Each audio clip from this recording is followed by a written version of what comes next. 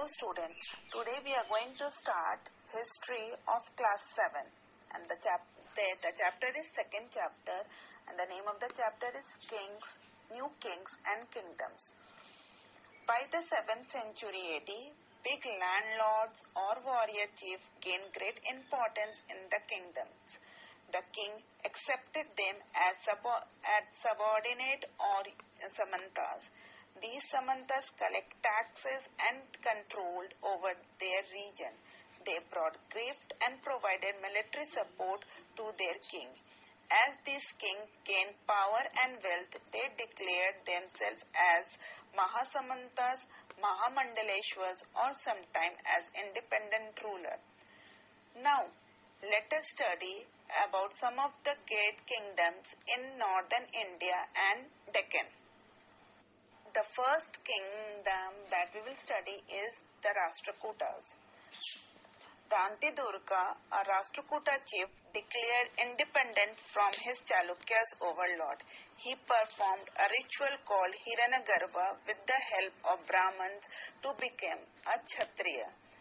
The second important ruler that we will study is about the Karnataka ruler, and the name of the ruler was Kadamba Mayushudram, and the dynasty name was Kadamba dynasty. The third important ruler was Gujra Pratihara. Gujra Pratihara rose to the power in the area of Rajasthan and Gujarat. His empire stretched from Kashmir to Narmada and from Gujarat to Bengal. He captured Kannauj and made it as his capital. The fourth important ruler was the Pala dynasty and was founded by Gopala. He was elected as a king by the nobles because the previous king had died issueless.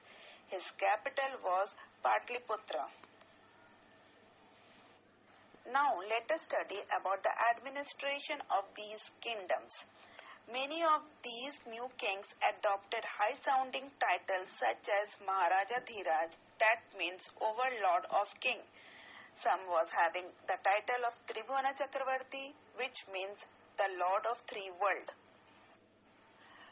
Now these kings used to collect tax, but how they used to collect tax? In spite of such a high-sounding titles, kings shared their power with samantas and with association of peasants, brahmins and traders. King collected taxes from the produce, that is the peasant, the cattle keeper or the artisans. But after collecting that tax, how they used to use these revenues? They use these revenues to finance king's establishment, number 1. Number 2, to construct temples and forts. Number 3, to fight wars. Study about prasastis and land grants. Prasastis were Sanskrit poem written by Brahmins in praise of kings. They contain details which may not be necessarily literally true.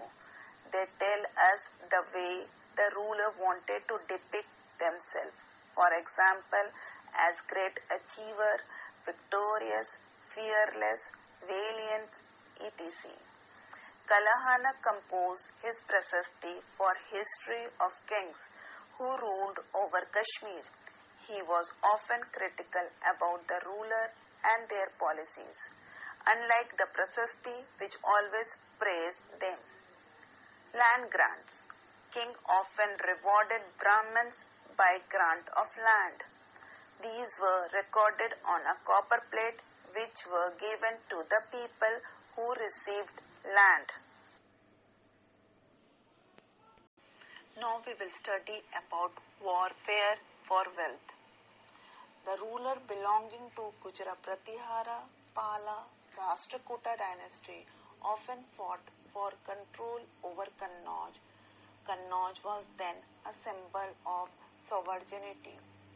It was well situated in the northern plain, therefore whoever captured Kannauj could control the Ganga valley. Since there were three parties in this long-drawn conflict, historians describe it as tripartite struggle. During that time, rulers also tried to demonstrate their power and resources by building large temples. So, when they attack one another kingdom, they often choose to target temples which were sometimes extremely rich. One of the best known such example was ruler who attacked was Sultan Mahmud of Ghazni from Afghanistan. He ruled over India from AD 997 to 1030. He extended his control over part of Central Asia, Iran, and the northwest part of subcontinent. In order to bring back wealth and build a large army, he raided Indian subcontinent 17 times between AD 1000 to 1027. He mainly attacked the temple town and of North India. He attacked the Somnath temple in Gujarat, which was one of the most disastrous one.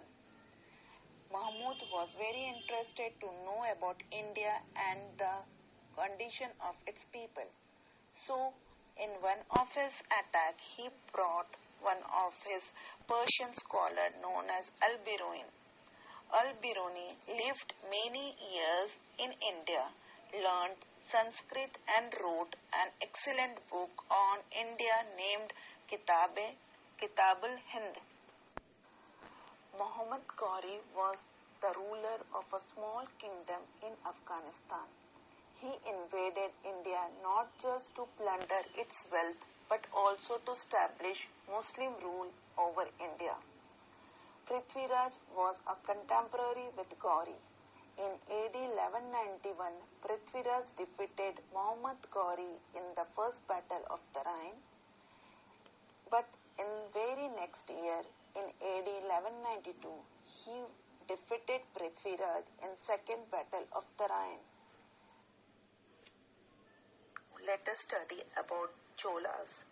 The most prominent dynasty of South Indian plain was the Chola dynasty. The Cholas were contemporary of the Chalukyas, the Pallavas, the Pandyas, and the Rashtrakutas. The Cholas were early subordinate to the Pallavas, king of Kanchipuram.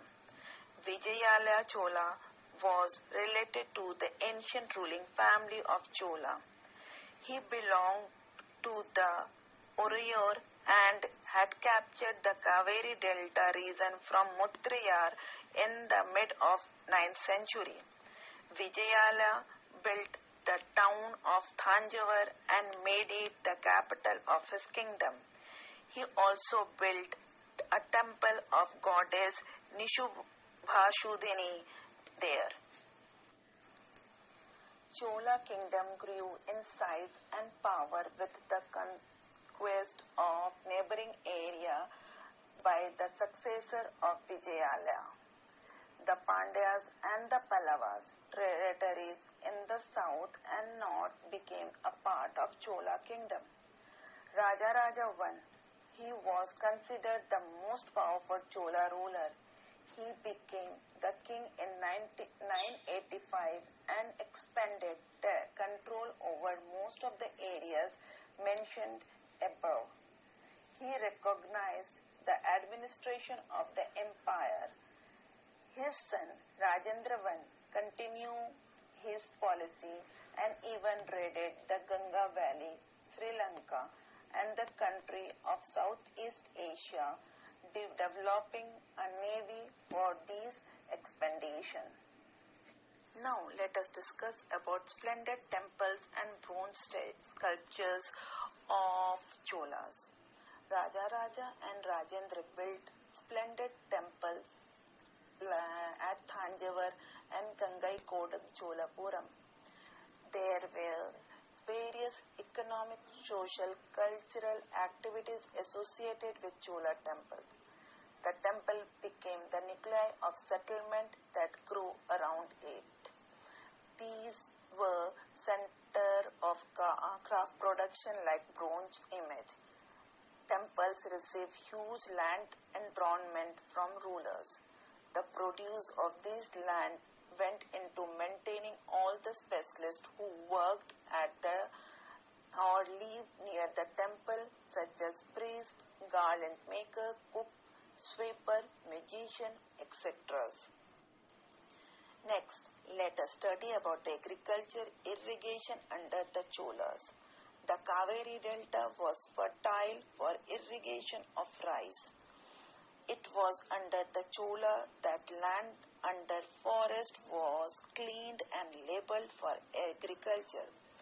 In the delta areas, environment were built to prevent flood and canals were built to carry water to field. A number of new ways of irrigation like well, rainwater harvesting, etc. were used with active planning, organizing for irrigation resources. At last, let us discuss about the local administration of Cholas. The settlements of peasants were called urs. The large unit or group of such villages were known as nadu. The village council and nadu had the function of administration, collection of tax and giving justice. Rich landowners got titles like Arayar and Movendravela. Further, even the Brahmins also got lots of grants in the Kaveri Delta. They were called as Brahmadaya. Each Brahmadaya was looked after by an assembly or sabha. The administrative function in the town was performed by association of traders called Nagaram. In this way, we come to